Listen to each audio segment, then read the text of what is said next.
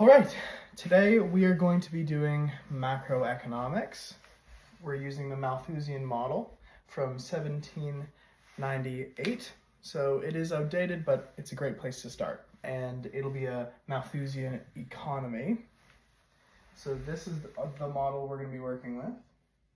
So the first thing I'm going to do is label everything. All right, we're going to go over what each of these symbols mean.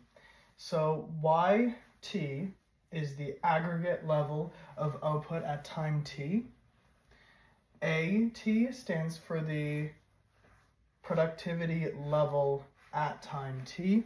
X to the power of alpha stands for the fixed aggregate stock of land used in agriculture.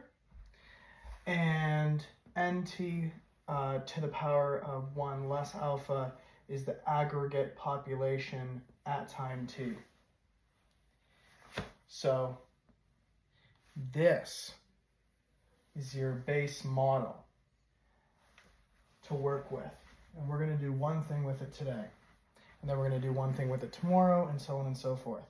But it's super important that you just label everything. You need to understand what each thing means, each symbol, right? So, our first objective, we are going to write the equation of the production function in per capita units. That's it. That's all we're going to do. So this is not per capita units, okay? This is just the entire economy. Per capita is just per person.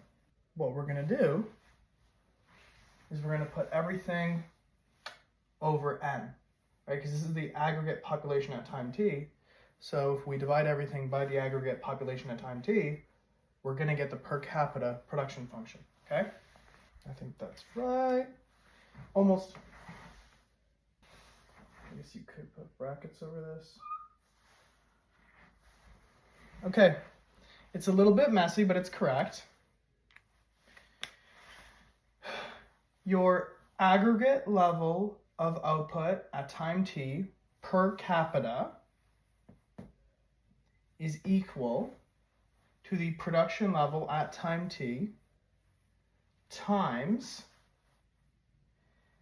the aggregate stock of land used in agriculture per capita. It's no longer fixed because as the population increases, goes up,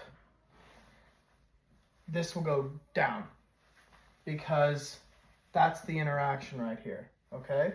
So if we wanted to do some quick labels, this is your land available, and this is your population.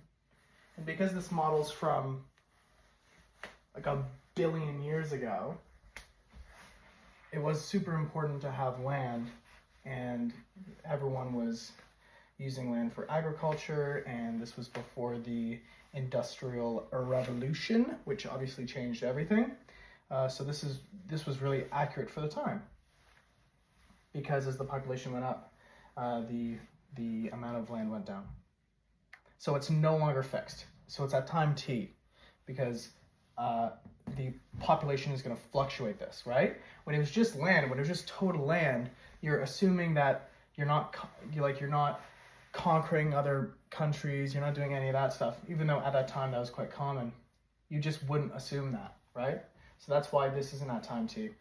But now it is, because your population fluctuates, okay? So that is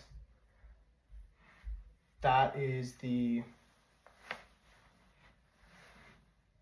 what we just did is we took the equation of the production function and we made it in per capita units. So I hope that was pretty straightforward. And we're gonna do some micro now, because I am already done with macro. This made me break a sweat.